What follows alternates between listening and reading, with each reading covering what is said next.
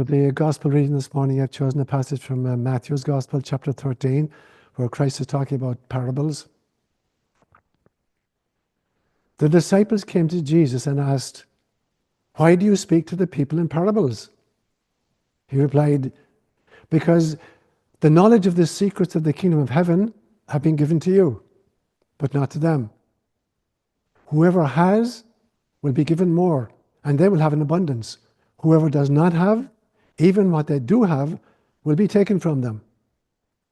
This is why I speak to them in parables. Though seeing, they do not see. Though hearing, they do not hear or understand. In them is fulfilled the prophecy of Isaiah. You will be ever hearing, but never understanding. You will be ever seeing, but never perceiving. For this people's heart has become calloused. They hardly hear with their ears, and they have closed their eyes. Otherwise, they might see with their eyes, hear with their ears, understand with their hearts, and turn, and I would heal them." Jesus spoke all these things to the crowds in parables. He did not say anything to them without using a parable. So was fulfilled what was spoken through the prophet, "I will open my mouth in parables. I will utter things hidden since the foundation of the world." These are words inspired by God. So last week I did an interview with a podcaster called The Spiritual Psychiatrist, a guy called Dr. Samuel B. Lee. And towards the end of the interview, he asked me, he says, "Can you mention a few practices that help people move into mystical states?" And I found myself saying, yes, meditation, Mariology, mathematics, and mythology, 4 M's. Now, from school, I learned that life is mathematical. And from my Druid grandfather, I learned that life is mythological. And from my great-grandmother, I learned that life is mystical. And so I decided for the month of May to take this as my theme. I call them the 4 M's that lead to mystical states. And so today, God willing, I'm going to talk about mathematics and mythology, because for me, these are ways of creating altered states of consciousness and thus inducing mystical experiences. Then next Sunday, God willing, I'll talk about 2 more M's, meditation and Mariology, devotion to Mother Mary. And then on the 18th, I'll do a recap of the 2 and then a Q&A. So let me begin then. I want to talk about, for me, the mysticism of mathematics. And I love playing around with numbers because they help me get into an altered state. So I remember the idea of zero. You think about it, the idea of zero is a very, very complex, concept. And the first people to think about the idea of zero mathematically were the Sumerians in Babylon about 300 before the Common Era. So they were playing around with this notion of a symbol for nothingness. And then totally different in Mesoamerica, the Mayans came up with the same notion about 300 years in the Common Era. And then the way back in Asia again, in India began working with it mathematically about 600 in the Common Era. Islam picked up on it about 800 in the Common Era, and they really dived deeply into the notion of zero. And then eventually it came to Europe about the year 1000. So it was springing up all over the world. Now, the question I ask myself then is, how can you have nothing? When you say, I have nothing, I can say, I don't have anything, but how can I have nothing? Where would I carry it? So the notion of having nothing, is a really interesting notion. Then there's the notion of negative numbers. We all know how to count from 1 to 2 to 3 to 4 to 5. So the idea of negative numbers, who in God's name came up with that? For instance, how can I have -3 apples? And if nothing comes from nothing, is -15 apples the very same thing as -3 apples? If there's nothing anywhere? So when you dig into it mystically, in mysticism, 0 and infinity are pretty much the same thing. So if you multiply anything by 0, you get 0. And if you multiply anything by, if you divide anything by 0, you get infinity. And if you multiply anything by infinity, you get infinity. But if you divide anything by infinity, you get 0. So what happens then when you divide 0 by 0? Or when you divide infinity by infinity? So playing around with these, I think the great mathematicians, and for me, when I play with numbers like this, it's like I'm creating a Zen koan. So I can have an altered state of consciousness in which I can experience the transcendent mystery of Source itself. So for me, that's part of reality making, how we fashion reality for ourselves. And for me, it goes through various stages. So we start off with data, and the data are presented to us by our sensorium. We see stuff or hear it or taste it or whatever. So we start off with the data, and the senses are responsible for feeding us the data. And then the brain turns the data into information. And there's a big difference between data and information. So for instance, if you take the alphabet, the 26 letters of the English alphabet, and I take out 4 letters, E, I, L, and V, I'm giving you 4 data points. But you can create information in various ways depending on how you put these 4 symbols together.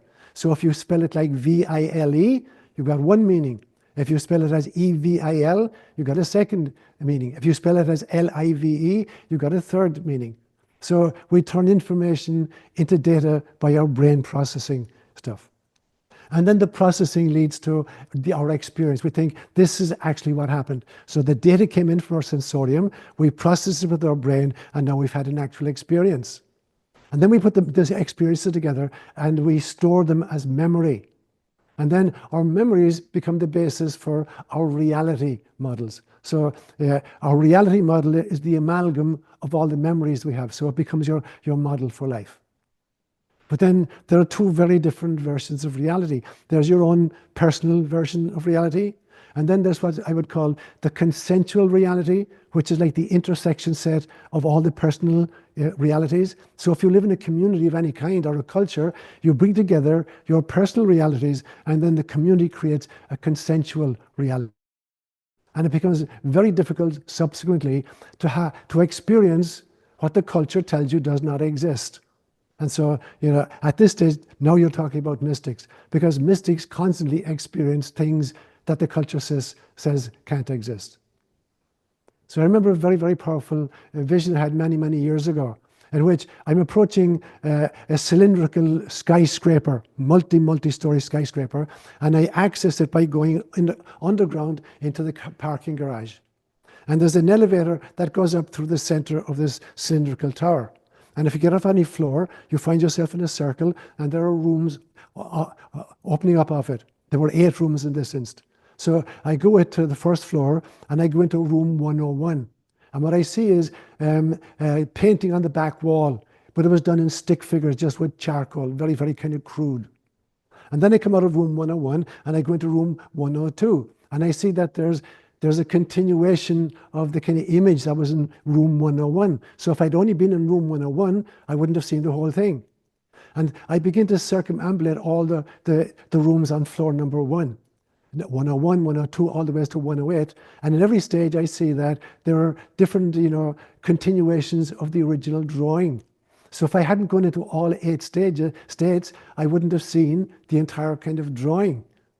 And then I got onto the elevator, I go up to the second floor, and I go into room 201.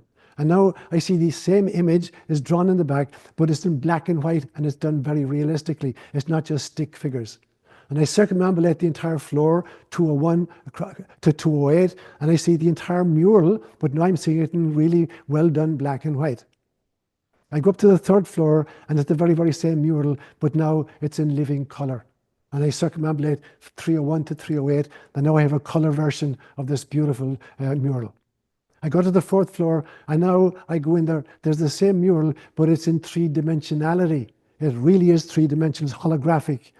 And I go to the next floor, and not only is it holographic, it is interactive. I can interact with the mural itself. And what it says to me is that the different rooms on the floor represent different states of consciousness, like the sleeping state or the dreaming state or the meditative state or whatever. We can have different states on the same floor, but the different floors represent different stages of consciousness, the evolution of your psyche as you move from floor to floor. Now, the problem is that very, very often we tend to be cartographers of reality dependent upon just a visitation to maybe room 101. We only go to room 101, we see the stick figures, we come back out, and we think we've understood reality. So the whole idea of altered states of consciousness and using techniques to access different states of consciousness is to realize that we can move through the stages as well. And we can have interactive encounters at much higher levels. And anything that induces a state of consciousness can do that, including for many people, including myself, mathematics can do that, can change the state of consciousness. Now, I believe then that when we look scientifically and we see there's order and there's chaos and there's randomness, and order is organized very, very well, and chaos has a deeper level of organization, and we think that randomness is totally disorganized. But it is not disorganized. There are simply three states demanding deeper and deeper levels of intelligent exploration in order to reveal their underlying mystical simplicity. And for me, that's part of the mission of mathematics. It is to dig deeper, beyond the chaos into the randomness and realize that there's an intelligent kind of underlying mystical simplicity there. And mathematics can do that for some people. It allows us, to be able to recognize particular patterns in nature. And mathematics is really, really good at pattern recognition, or pattern discovery, or sometimes even pattern invention. You can invent patterns, and these patterns can be very, very useful. And I'm thinking particularly of the notion of imaginary numbers. And so in the 1500s, a guy called Girolamo Cardano, who was an Italian, he was the first person to encounter the square roots of negative numbers while he was solving cubic equations. Now, this is an anomaly because in mathematics, before that, if you take any number and square it, multiply it by itself, you have to get a positive outcome. So if you take, 3 multiplied by 3, you get 9. But if you take minus 3 multiplied by minus 3, you still get positive 9. So it was thought that if you multiply any number by itself, you're always going to get a positive result. Now here's this guy working with it's the square roots of negative numbers as he's trying to solve cubic equations. A little bit later, a guy called Raphael Bombelli, he defined and used these terms, and then René Descartes gave it the name. Derogatively, he called them, they're just imaginary numbers, they're useless. But then two great mathematicians, Euler and Gauss, legitimized it and went on to create what they call complex numbers. And complex numbers are a combination of ordinary numbers like 3 or 17 and the imaginary numbers, things like iota, the square root of -1. And the fascinating thing was that these complex numbers are really, really practical. We use them in science, we use them in physics, and we use them even in space travel.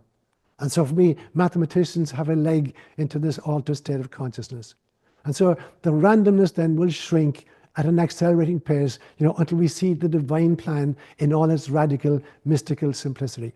And one of the ways in which we access those realizations, those extraordinary mysteries, is mathematics. So I've got a couple of friends. For years, I was part of a group called DMILS, D-M-I-L-S, which means Distant Mental Influences on Living Systems. And I was part of the group because I was doing research on the effects of intercessory prayer at a distance on self-esteem, anxiety, and depression. And I had set up a double-blind prospective experiment with 507 people, looking at the effects of people praying for them, using just their pictures on prayer cards for 15 minutes every day for 90 days. And then I looked at, I pre-tested them and post-tested them on their self-esteem, anxiety, and depression levels. So that was my contribution to the group. But there was a guy in the group called Roger Nelson, and he was part of Princeton Engineering Anomalies research, and he was using random number generators. And what he found out, he had placed these random number generators all over the world. So a random number generator is just spitting out zeros and ones. It's like Boolean algebra, zeros and ones. And there's total randomness to it. There's no order whatsoever. But what he found out, that before significant human events, the randomization process suddenly becomes a little more ordered. And on 2 occasions, before 9/11 and the death of Princess Diana on August 31st, 1997, there was a kind of a cohesion that the randomization process stopped and there was order created. But the important thing was, it didn't happen on 9/11, it happened the day before 9/11. And it didn't happen on the day that Princess Diana died, it happened the day before she died. So out of this randomness came some kind of a precognitive, mind at large result at a global level. So it means that, mathematics has the ability somehow to reach much more deeply into the human psyche. There was another member of the group called Helmut Schmidt, who was based in Texas A&M. And Helmut Schmidt was using random number generators as well. And he was generating, huge amounts of random numbers, like millions of numbers. But he did not display them. They were generated and they were within the machine. And then he would bring people in to see if through human intentionality, they could interfere with the randomized process. They could create some kind of order in it. And he found out that they could. They could move it significantly, mathematically significantly, as long as anything didn't witness the data.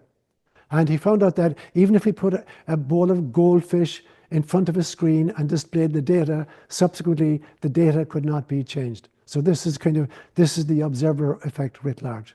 I would call it, in fact, the pre-observer influence effect. That it seems that until nature does not make up its mind about any phenomenon, until there's some kind of a witnessing consciousness that calls it forth. And we know this from the double slit experiences in quantum mechanics. So it's kind of like a pre-processing imposition of order on the data. There was another member of the group called Dean Radin. And Dean Radin is the scientist in residence at the Institute of Nomadic Sciences, which is just about 40 miles from where I live.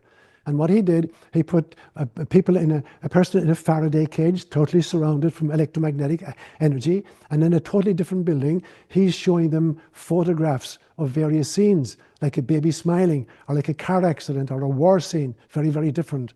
And the person in the isolated room has galvanic spin responses on their hands and have an EEG on their head. And so he's monitoring what's happening. And on a random basis, he's displaying photographs on their screens.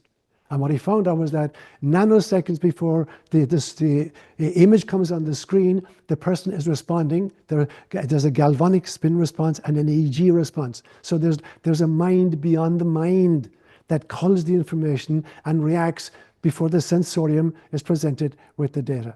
So I would call it pre-sensory data processing. So some of the inferences I make then from these mathematical forays is that precognition is mind mastering time. We know ahead of time. And clairvoyance is mind mastering space. And psychokinesis is mind mastering matter. And telepathy is mind mastering mind. So they all involve mind mastering energy. And for science, space, time, energy, and matter are the four basic things. So that's what I want to say about pure mathematics. That for me and for a lot of people, mathematics actually is a deep, deep, deep form of meditation, whereby shifting your state of consciousness, you can begin to wrestle, with the existential issues and the mystical possibilities resident therein. So the spirituality of science then, many of the great scientists of history were polymaths, and they were often deeply, deeply religious people. And they were filled with awe for mysteries of all kinds. So they approached the task of real science, its core spirituality, as a kind of like a never-ending attempt to explain the immanence of God, the natural cosmos, while bathing in its ineffable transcendence. So the great, great scientists and mathematicians of the past, they were all deeply, I believe, mystical people. So properly undertaken then, there's a spirituality of science. And its rigorous methodology, I believe, is a template that can be of huge value to spiritual seekers in any way. And when I look at the real true scientists, I see this extraordinary combination of virtues. Firstly, there's the extraordinary commitment to the search for truth. As Jesus would say, seek and you shall find. That's one of their great virtues. The second one is humility in admitting errors. Yeah, this didn't work. I made a mistake, or a wrong calculation, or I was backing up the wrong tree. So humility is very, very important for real scientists. Thirdly, realizing that sometimes by asking the wrong questions and conducting the wrong experiments, we learn what the right questions are and what the right experiments should be. So the ability to listen to and learn from our mistakes. That's a very important part of what our real scientists are doing. They're also both willing to share their data with other colleagues and also to challenge the other colleagues. And finally, they're willing to trust their imagination, because the greatest tool of any scientist, any mathematician, I believe, is imagination. It's not intellect, it's not left brain, it's right brain, creative thinking or imaginative thinking. So that's what I want to say about mathematics and science as spiritual disciplines. The second modality then, I would call the mysticism of mythology. So trying to tie spiritual teachings to dictionary-defined language, is like trying to put your food in a fridge that's not plugged in. It's going to spoil. So you can't articulate really, really deep, profound spiritual thinking in dictionary-defined language. So in order to communicate with God, then, there's a few considerations. So the first thing I want to mention is what I believe are the three languages, in which we communicate with God or about God. And the first type of language is called cataphatic language. Cataphatic language is the language of the theologians. And there are people who are trying to tell us who God is and what God had for breakfast. And obviously, that's a ridiculous exercise. So cataphatic language is not going to get us very far on the spiritual journey. So there's a second kind of language, which is called apophatic language. That is kind of like the neti-neti of Hinduism. Hinduism will say X. No, God is not X. How about Y? No, God is not Y. How about Z? God is definitely not Z. And so the Zen koans do the same thing by proposing ridiculous conundrums like, what is the sound of one hand clapping? Or what did your original face look like before your great-grandparents were born? You can't solve those problems with the left brain. You have to back yourself into the experience of the transcendent in order to understand what's happening. So you have people like Meister Eckhart in the 1300s saying, I pray daily to God to rid me of God, because any theology is not going to get you there. So Meister Eckhart talked about the Godhead as distinct from God. The Godhead predates God. So the Godhead is the utter transcendence, the ineffability of source, and then God is like what theology makes it up. Buddhism got to the same place. Buddhism says, if you meet the Buddha on the road, kill him. In other words, if you lock yourself into some kind of a theology about Gautama Siddhartha, you're going to miss his message. And Hinduism has the same notion. They talk about, Jiva, Atman, and Brahma. So Brahma is God, but there's a thing called Para Brahma, beyond God itself, and that's the utter transcendence. Lao Tzu said, all things are born of being, and being is born of non-being. So we can't even ascribe being to source itself, because being is a human category. So he would say all things that we experience are born of being, but being itself is born of non-being. So the Godhead then for Meister Eckhart is pure no-thingness.